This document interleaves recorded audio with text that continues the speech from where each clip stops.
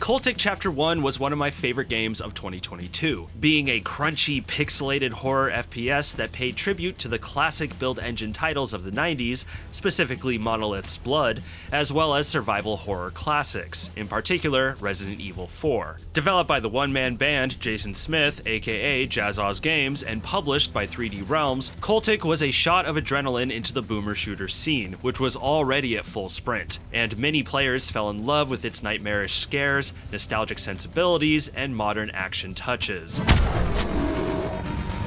And now, after 3 years of patience, they will finally see CULTIC's conclusion with the Chapter 2 DLC, bringing 12 massive new levels, new weapons, and terrifying new foes. I have spent a good amount of time in Chapter 2, and in today's video, I'll be lending my thoughts on this conclusion, and I am very excited to do so. So let's sharpen our axes, pack some lighter fluid, and go live again. Starting things off, if you haven't seen my review on CULTIC Chapter 1, I have it linked down in the description and in my pinned comment. That's where I go over CULTIC's overall gameplay and presentation. This whole video is primarily focused on the experience of Chapter 2. However, leading up to Chapter 2, I did play through Chapter 1 again, incentivized by the developer releasing the 2.0 update for it, bringing the improvements and tweaks for Chapter 2 to Chapter 1. And I have to say, I loved CULTIC when I first played it, but revisiting it further cemented for me how freaking good this game is. The level design, the visuals, the feel of combat, the amount of stuff you can do in combat, it was a treat to come back to, a warm blanket of brutality and brain matter. And with the 2.0 update, it adds the Chapter 2 gameplay improvements along with a ton of bug fixes. The color palette has been refreshed and tweaked, giving the game a crunchier, more contrasty look, although you do have the option to go back to the old palette or alternatives if you want. The menu and UI have been reworked a bit, and a big improvement is the revamped dash mechanic. In my first CULTIC review, I mentioned that I kept forgetting to use the dash because it didn't feel that good, and enemy attacks weren't pushing me to use it. Well, clearly the developer heard me and or others because the new dash mechanic feels perfect. It's the right amount of speed, responsiveness, and distance, and you can shoulder tackle enemies with it now, which when coupled with the shield can be quite effective. More on the shield later. Balanced out by the fact that it has 3 charges, keeping players from spamming it. And some of the enemies, along with the bosses, have attacks that will push you to use it more. In fact, the dash is straight up required to get you past some of the toughest fights in Chapter 2. So in all, CULTIC's dash went from being something forgettable to a textbook example of how to implement such a mechanic in an FPS. The other thing I have to mention is that if you haven't played the Interlude chapter yet, I would say it's required reading for Chapter 2. The Interlude is just one level, a solid one at that, released for free a few years back to tide players over waiting for Chapter 2. On top of introducing Chapter 2's new weapons, the revolver and the semi-auto shotgun, as well as a few new enemies, the cultified police, it does set up some key things for Chapter 2. So if you don't want to be confused in Chapter 2, I would knock it out.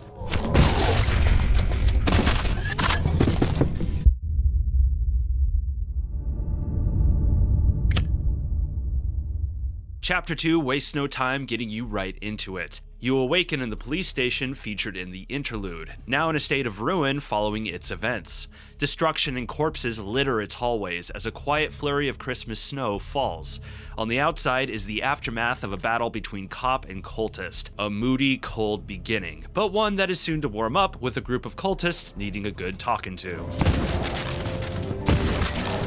The first level is a great refresher on CULTIC's open, yet focused level design, as you battle around and through the police station, taking on groups of enemies in the open streets, while also being funneled into alleys and walkways where cover is lessened and combat is more concentrated. I was happy I replayed Chapter 1 because this opening absolutely assumes you did and throws a lot at you.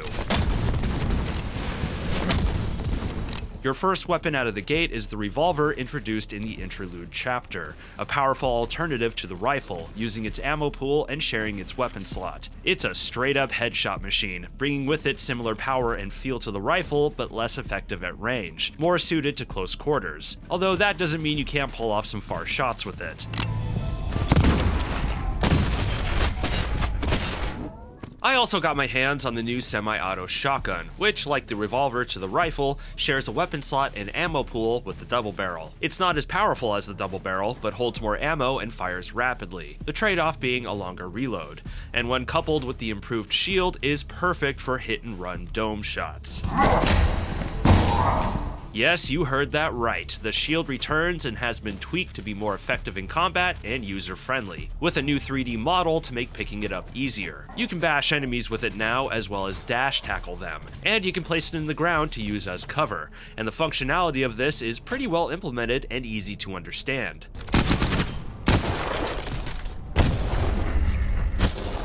Its prime feature, of course, is defense, and the shield can soak up a lot of damage, balanced out by the fact that throwables can't be lit with it, you can't block and reload at the same time, and powerful two-handed weapons can't be used with it. But, as I alluded to before, the new revolver and shotgun can, and these go with the shield like peanut butter and jelly. In fact, I feel like they were partly designed to complement the shield. Although personally, I love equipping the tried and true axe and going medieval with it. Freedom! In all, the dev has successfully graduated the shield from a somewhat secret feature to a core aspect of this game. Get comfy with that shield, you will need it. Oh, that was close. The opening missions of Chapter 2 lend an appreciated vibe shift from Chapter 1, where Chapter 1 really focused on backwoods terror, with its wilderness environments channeling horror classics such as the Texas Chainsaw Massacre and Resident Evil 4.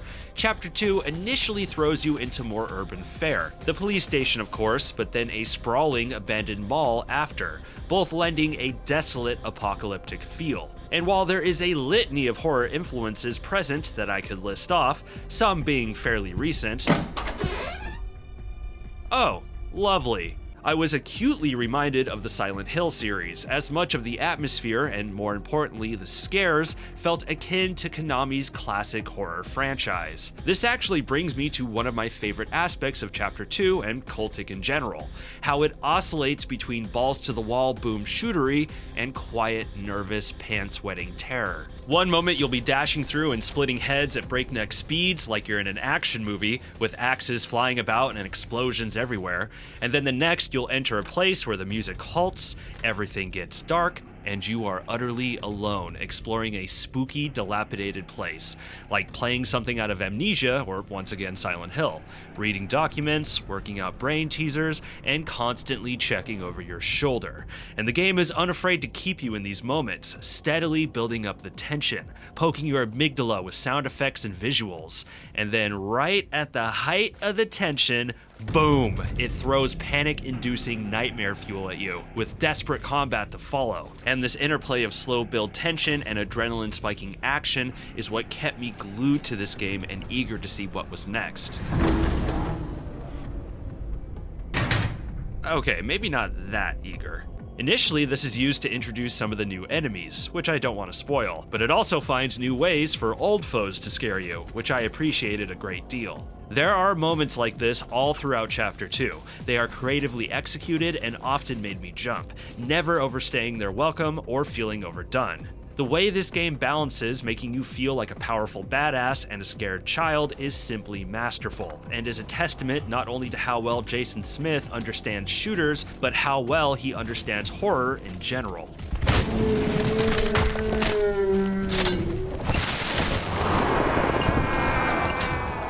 But as quickly as things ramp down, it will shock you how fast everything can ramp back up. The action in Chapter 2 is cranked up considerably compared to Chapter 1, throwing larger amounts of enemies at you in a way that will make you feel like you're playing a late-game Doom 2 map, with outright fiendish enemy combinations, the kind of stuff that will make you go, oh, you have got to be kidding me. There is one level in particular that might be one of the crazier levels I've played in a shooter in some time. It was one of the highlights of Chapter 2 for me. I'm not going to spoil it, but what I will say is that it goes from zero to holy shit out of nowhere, and placed me in an intense scenario that was unlike anything in Chapter 1, which in truth is what most of Chapter 2's levels are striving to do. There are some incredible highs in this game that I can't wait to hear more people talk about.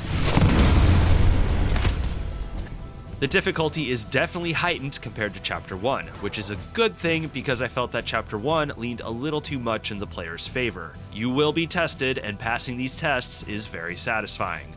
But a frustration I had in my first playthrough, and I stress my first playthrough, is that I kept running out of ammo. In many levels I was barely squeaking by, and at worst I had to rely on cheesy tactics or backtracking through maps to scrounge up leftover pickups, which was irksome. Although I do think this was partially on me. Replaying the maps, I was smarter and more selective on what weapons I used with particular foes. Like, hey, perhaps we shouldn't be using bullets with axe-wielding cultists. And there is something to be said about pushing players to play smarter and maybe think outside the box when resources run dry. But I do think the game could benefit from some tweaks to the ammo counts. And I'm not the only one that thinks so. Other players have spoken up about this, and during the making of this review, Jason Smith addressed the ammo complaints on Steam and promised some future hotfixes. Although he did urge players to meet him halfway, basically saying there is enough ammo if you play mindfully. And I do agree with that. He also highlighted a guide on Steam to help with ammo management. Good stuff there. But again, some tweaks would be appreciated. Many of the maps are huge. Chapter 1 had some big maps for sure, but these are massive. Some are so big they easily could have been broken up into 2, maybe even 3 levels, and they lend you a ton of freedom. There's a real sandbox quality to CULTIC's level design that is strongly felt in Chapter 2. You really have a lot of choice in how you go about some of these maps, what routes you'll take, and perhaps you'll create some routes for yourself. While you are still largely hunting down keys and flipping switches to progress, a good number of Chapter 2's levels are objective-based, where you'll need to find a certain amount of something to progress, like 4 explosives to clear a blocked road, which are spread throughout the map, and the order you find them in and how you find them is completely on you. The player can also exercise some creativity in how they fight enemies, perhaps discovering different ways to take on a fortified position, and likely experimenting with how they can use the environment to their advantage, primarily in all the ways they can light things on fire and blow stuff up. It's awesome, is a ton of fun, and lends the game some nice replayability. It would not shock me if Jason Smith designs an immersive sim type experience someday, because I feel like he's flirting with that sort of design here in CULTIC.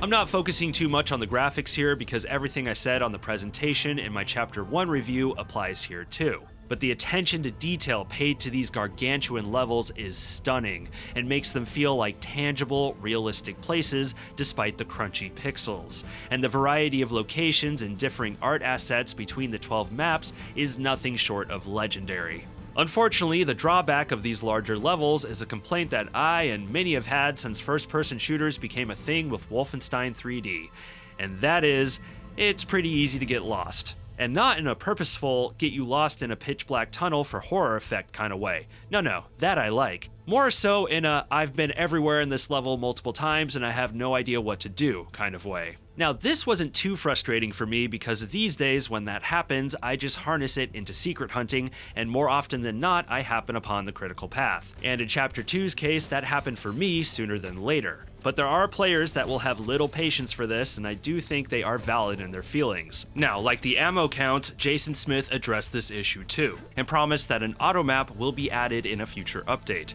potentially in the beta branch in the next few weeks. He stressed that it will be completely optional, and he is looking into making it customizable in case players don't want it to show them too much detail, like objectives or other hints. I think this will be a great and intelligent addition, so be on the lookout for it. Before we wrap up, I do have one more critique on the epicness this DLC throws at you, and that is there were times when this experience could get exhausting.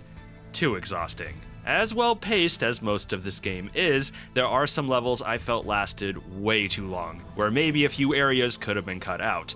This, of course, is exacerbated if you are lost or low on ammo. Same with the enemy encounters. I love the increased enemy counts, but there were some battles that threw a little too much at me. One high-level enemy too much, or mobs of certain enemies that felt like cheap overkill. This extends to the boss fights too, which are fun to take on and offer a good challenge, although they are designed in a way where you are going to exhaust every bit of ammo you have to defeat them. Which isn't necessarily a bad thing, but these fights can start to feel like a chore of slowly shaving down a spongy health bar, which did make me feel a little bored and impatient.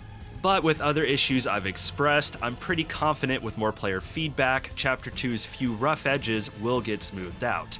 And just because I don't want to end this review on a game I truly adore with a criticism, the last thing I'll say is that I enjoyed the narrative quite a bit, just as much as I enjoyed it in Chapter 1.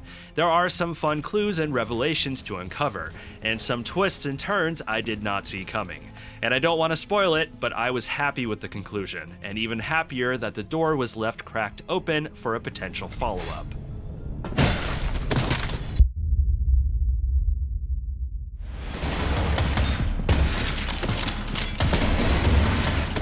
My god, CULTIC Chapter 2 is so freaking good. Easily one of the best FPSs I've played this year and one of the best games I've played this year, period. While there are a few irksome things about it, the highs of this experience easily trump them for me. Honestly, it kind of blows my mind this is a DLC. Shoot, 3D Realms could have made this a full-on sequel and I wouldn't have been mad. But when put together with the excellent Chapter 1 and the Interlude, CULTIC as a full package is, in my opinion, one of the best boomer shooters ever made. I can easily imagine future conversations discussing the best games of the boomer shooter wave, and CULTIC being in that conversation. If you loved CULTIC Chapter 1, I don't think I need to tell you to play this because you likely already are. But if you haven't, what are you waiting for? Download this immediately. It's gonna blow your expectations away. And if you haven't played CULTIC at all, well, if you enjoy retro shooters, in particular the Build Engine Trinity, or recent efforts like Dusk, and or enjoy classic horror games and horror media in general, or just want to play something that will spike your adrenaline, then I cannot recommend CULTIC enough. And I hope 3D Realms has plans to port this to consoles because I want as many people as possible playing this. It's been a long wait, but it was more than worth it. I'm excited for whatever could come next for CULTIC, and I'm especially excited for whatever Jason Smith makes in the future. But what are your thoughts on CULTIC? Be sure to let me know down in the comments. If you enjoyed the video, please be sure to like, subscribe, share, and smack that bell. It's a huge help for the algorithm and getting my videos seen by more people. If you want to join my Discord, the link is down below, along with my affiliate links. I'm Kirk, and thank you for watching this video. Stay safe out there.